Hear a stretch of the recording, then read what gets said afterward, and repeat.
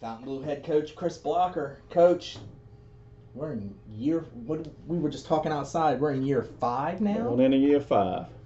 Just some before we start talking about and breaking down the Bulldogs. Just give me some overall thoughts. I mean, you've got a full graduating class in. How about that? And now it's your team. It's completely your program. Just some overall thoughts on where the Bulldogs stand right now as a program. Well, compared to where we were at coming in and ending up what we did last year into the playoffs, that's in the state playoffs 3 out of the last 4 years. That's progress, big time, considering where the program was prior to coming in and taking over. You look at that window right there in your office. People aren't going to be able to see this on the video, but brand new. I mean, pretty much a brand new weight room. Just taking some pride in being a Fontainebleau Bulldog. Is that obviously it's going to make you a better football team? But how much of that is just take pride in what you do, take pride in what you come see every day? Well, that's exactly the idea behind the program in general when we started, was to build that sense of pride within the program itself, bring back maybe some of what they had back in what was that, 06? 04, 05, 06, right. The semi year. Had some really good years, some good history behind this school and the program, and that had been lost in the mix, for a while. And just felt real strongly that we needed to bring back some pride into the program, and being able to get new weight racks and dressing up the weight room and the locker rooms over the past 4 years is doing just that. It's bringing that sense of pride back into the program. Let's get right into it here. When I talked with Watney yesterday, we started on offense. We'll start on defense with you. Up front, defensive line, talk to me. Defensive line, I would say maybe a little bit of inexperience there. We did lose a good bit of linemen both sides of the ball this past season. But we do have some guys with limited experience, so it's not like they hadn't been on the field on a Friday night before. Leading the crew up front for us there would be senior Damon Warren and junior Zane Ridgely, both with some experience defensively for us last year and did a pretty good job. We're going to rely heavily on those guys. We're taking senior Amon George from linebacker and dropping him down to anchor the edge of that defensive front, along with Colin Schneider, who'll be in the mix there with our defensive front. Before we talk about linebackers, I kind of forgot this part. New defensive coordinator for you, but he's here, so it's not Correct. like Banco's bringing in people from the moon and stuff. How is he going to be different? And how, for fans, how is the defense going to be different? It's going to maybe just some tweaks defensively under a Philip Banco defense? Kind of just give us a little preview there. Well, we're kind of going with a whole new philosophy, really. Coach Banco, the experience that he has coaching is second to none.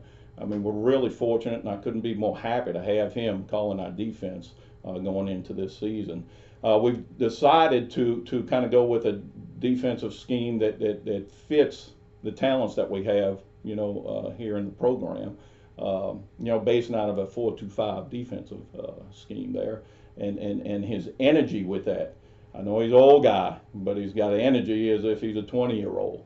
And he's bringing that to the field, and you can see now that he's been in it through a spring and a summer session that the team's kind of rallying around him and the philosophy that he's bringing with this defense, this 4-2-5 defensive scheme.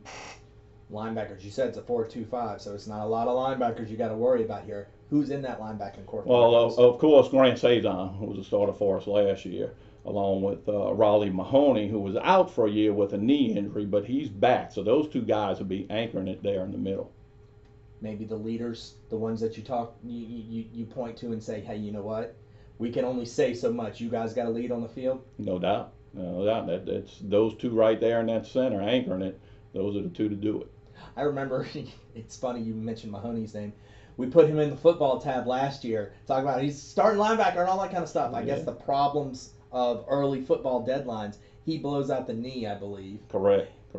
How much have you just seen him bounce back and just that, Coach, I just can't wait to get on the field? Can you tell that the year he missed just has made him maybe more hungry? Well, no doubt it did, and it would for most, especially someone that loves the game as he does. But he accepted the role that he had, which was to be a very good a very good support role, and he took the bull by the horns there as if he was on the game field, leading the team out every Friday night, making sure that the guys were energetic and enthusiastic about what was going on, keeping them up to date during the course of the game with situations. He was involved as much as we are as coaches. The 5 out of the 4-2-5 obviously goes to your secondary. You go a lot of defensive backs because you're going to see a lot of spread offenses, especially starting week 1. Tell me who's in the secondary. Well, and that's some of our strength. We have a little bit of speed in the backfield with us this year. Colin Gagnon, who's a junior coming in, outside linebacker, strong safety type, just fits that mold. Along with him, we have senior Aaron DeMond and senior Traylon DeVille, who started the last couple of years for us in the backfield, who are bringing a good bit of speed to our scheme in the backfield and have that experience to get the job done, and really have done that throughout the summer. They've had a real good summer. We do have a newcomer by the name of Terrell Monk, a sophomore, who is the brother of another player on our team, Tony Monk, who, Tony's playing a support role at our defensive front. He's showing some good signs, good progress, and I would suspect he's going to win that job out there as a DB. And a junior by the name of Cole Gartman taking over a free safeties role for us, who is coming along just nicely. Offensive side of the ball, it seems like for the first time in a while, there's some weapons that the parish really takes notice of. Because when you start listing like your best quarterbacks in the parish, your best running backs, wide receivers, Fontainebleau's included in that list now. Before we start talking about specific players, how overall excited are you about the potential of, hey, you know what? We could put a lot of points on the board this year. Mm-hmm.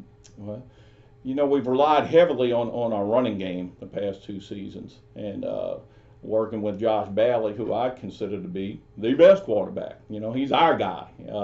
And his progress over the last 2 seasons has been great. He's gotten a lot better. Has a little more experience with the receiver corps as well. Iverson Celestine, as you know, is our starting running back and will be going into the season. He's been able to work on his catching ability, his pass running ability.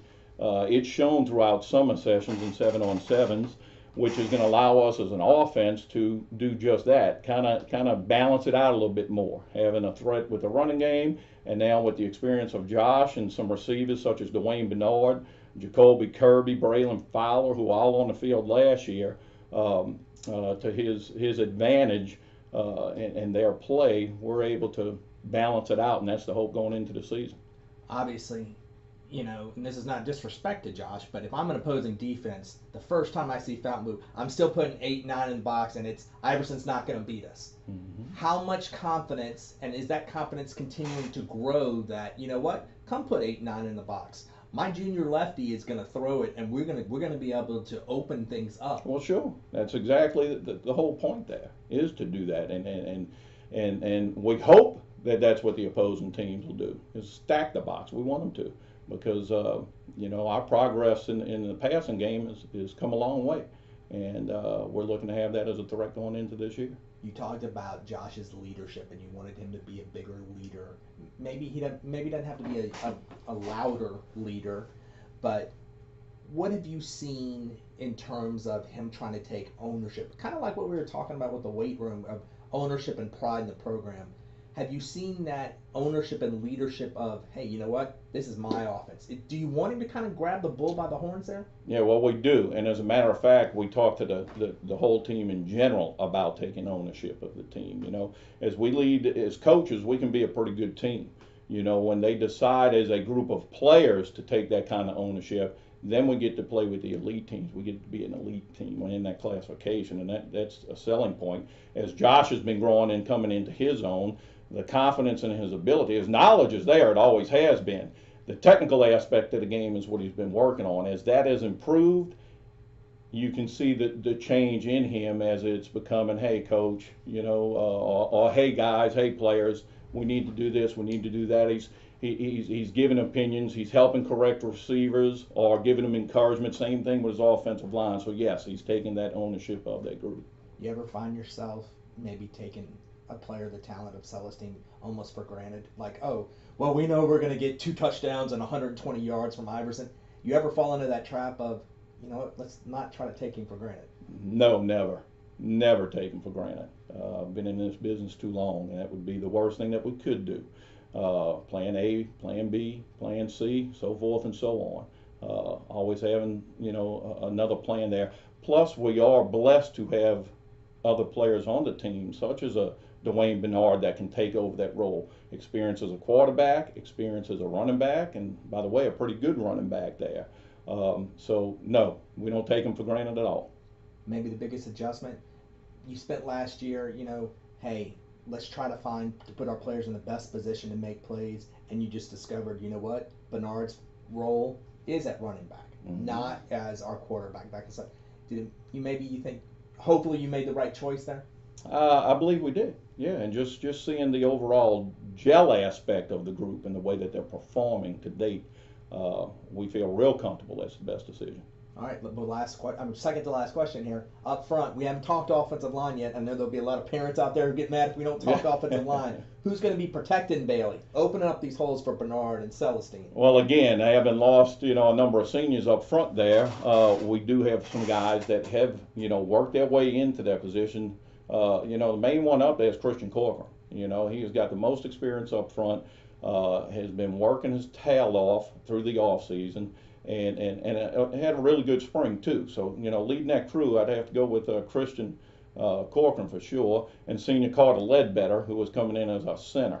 Those two guys are the anchor men up front. Helping them out there, John Chauvier, a junior coming in up front with us. Sophomore Brady Jones has been a bright spot, young boy who's worked really hard, has good size for us, and senior Sam Ridge. So, we're really comfortable that they are going to get the job done. Might be a little bit smaller up front this year, but as these guys had progressed through their JV seasons, they're really aggressive. So, we're hoping to speed up our offensive game with these this year. Same question I asked Watney, same question I asked Buell. I'm not going to ask you a wins-loss. I wouldn't do that to any coach. Mm-hmm. But I'd love to know the answer to this question. It's my last question. What's your gut telling you? If I gave you a big drink of truth serum and I just said, talk about what your gut feeling is for this season, what would it be? Well, it's progressing through the last number of years and building a program. And of course, you have to have the right guys come in and they have to produce. Being able to do what we've done in the past and build on that for the future seems to be right on track. The plan seems to be working. The experience of our young guys coming back in this year and their excitement to play and knowing what they did in the past, being last year, having an opportunity to play for a district championship and putting themselves in that situation, making the playoffs again, it's taking the next step, and then that next step is district championship. And, just the feel of the team is just that. They feel we have a really good opportunity to possibly play for that championship.